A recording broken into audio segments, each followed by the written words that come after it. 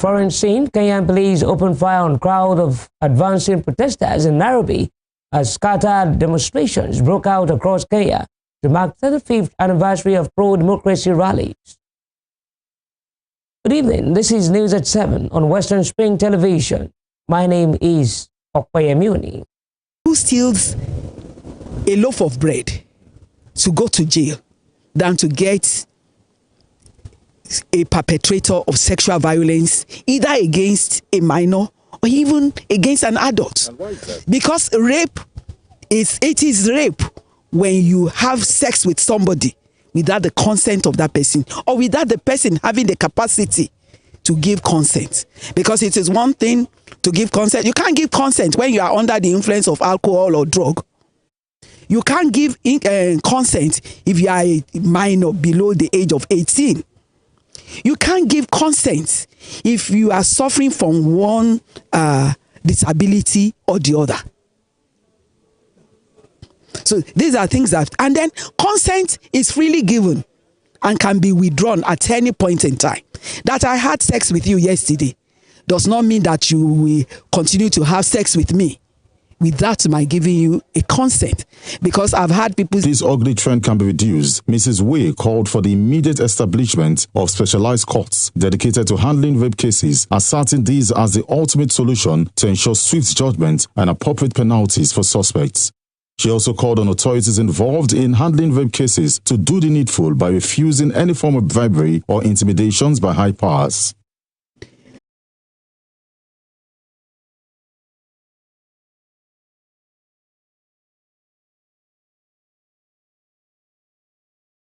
About a year. The girl was 10 years old by the time it was discovered that she's been having sex with the elderly man. Not the first time incidents like this has happened in Osun State, with many cases swept under the carpet, as stated by the coordinator for anti-corruption in Osun State, Mrs. Lola Way. She says addressing harmful beliefs and strengthening legal processes will be vital in safeguarding children and fostering a safer community. Meanwhile, the Osun State Police was to justice and addressing the underlying safety concerns. Joseph Atewe, Western Swing Television.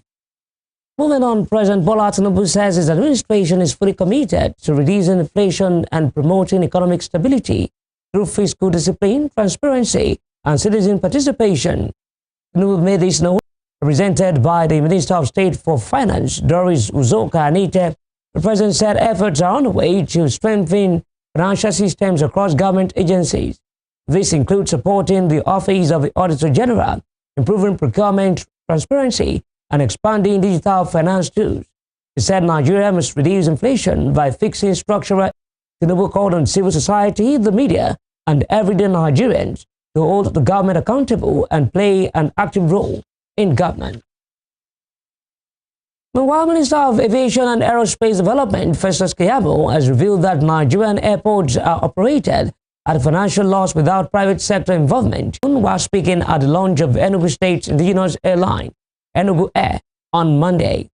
The minister addressed public concerns over the fate of the Enugu Airport, clarifying that the facility was not being sold but concessioned to private investors. According to Keyamo, the cargo terminal will significantly boost economic activities in the region, investments to the airport.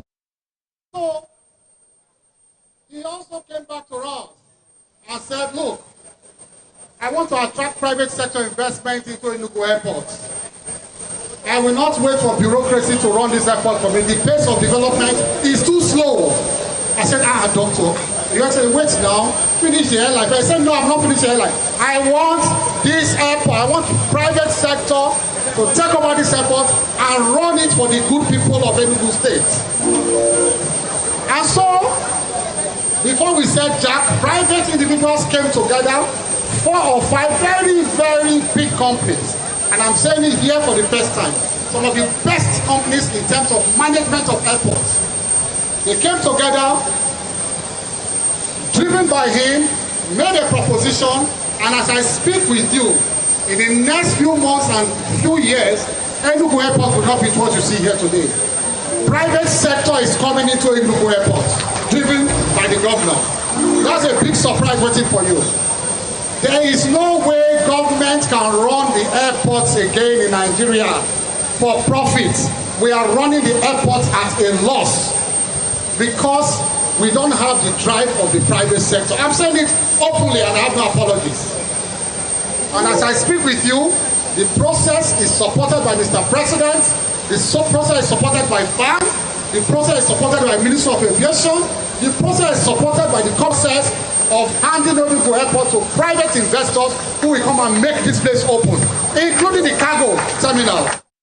The Federal Ministry of Education has announced the commencement of a 2025-2026 Technical Teachers Training Program, TTTP, a tuition-free one-year postgraduate diploma in education aimed at upgrading the skills of the initiative unveiled through the Ministry's Department of Technology and Science Education in Abuja is part of the government's renewed commitment to strengthening technical and vocational education and training in the country.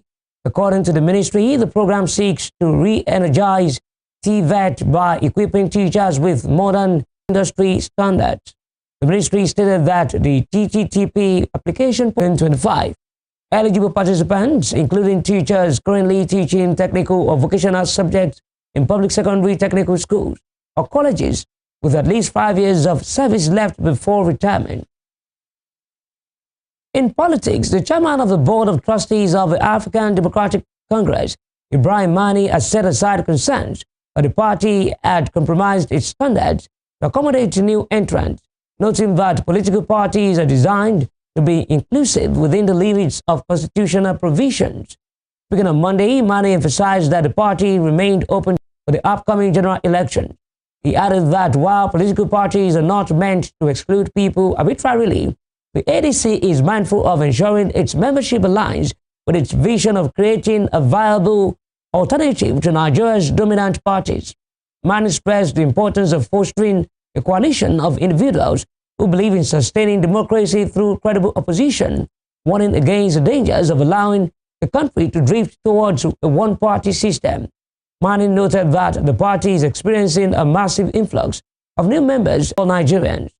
Similarly, a founding member of the People's Democratic Party and Board of Trustees member, Adamu Waziri, has resigned from the party and joined the African Democratic Congress.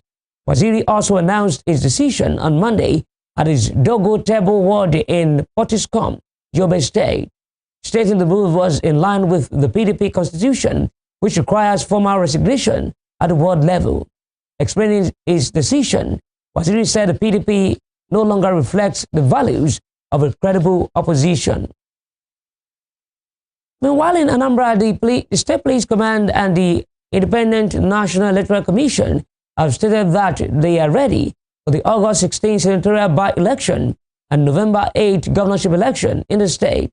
The Commissioner of Police, Ikoye Orutugu, and the INEC Resident Electoral Commissioner in the state, Elizabeth Agu, said this in separate interviews on Monday in Awka. Orutugu said that the police have been meeting with other security agencies and the INEC to ensure each free elections in the state.